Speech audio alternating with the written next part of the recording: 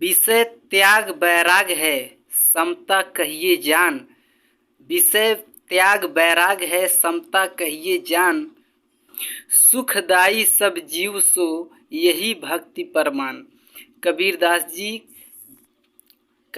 जी संसारी जीवों को सन्मार्ग की शिक्षा देते हुए कहते हैं कि 5 विषयों का त्यागना ही वैराग्य है।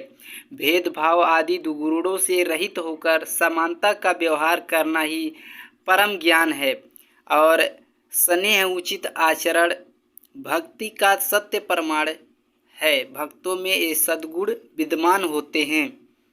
देखा देखी भक्ति का कबहू न चढ़ती रंग।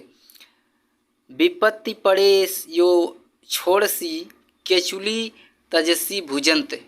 दूसरों को भक्ति करते हुए देखकर भक्ति करना पूर्ण रूप से सफल भक्ति नहीं हो सकती है।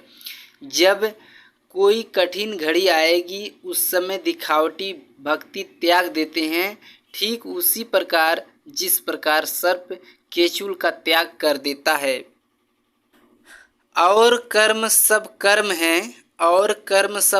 हैं, भक्ति कर्म निहकर्म।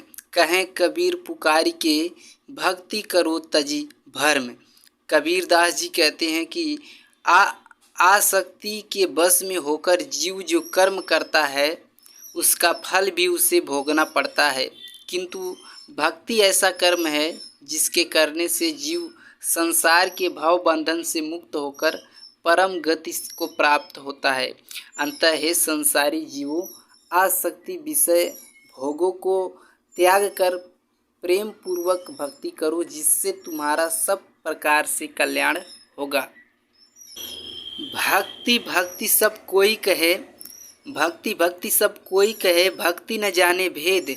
पूर्ण भक्ति जब मिले, कृपा करे गुरु देव। भक्ति तो हर कोई प्राणी कहता है, किंतु भक्ति का ज्ञान उसे नहीं होता है, भक्ति का भेद नहीं जानता। पूर्ण भक्ति तभी प्राप्त हो सकती है जब गुरुदेव की कृपा प्राप्त हो। अंततः भक्ति मार्ग पर चलने से पहले गुरु की शरण में जाना अति आवश्यक है।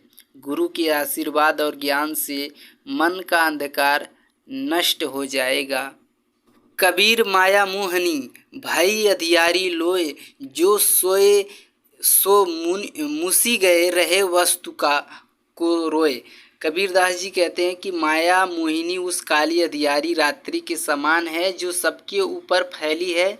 जो वैभव रूपी आनंद में मस्त होकर सो गए, अर्थात माया रूपी अनावरण ने जिसे अपने वश में कर लिया, उसे काम क्रोध और मोह रूपी डाकुओं ने लूट लिया और वे ज्ञान रूपी अमृत तत्व से वंचित रह गए।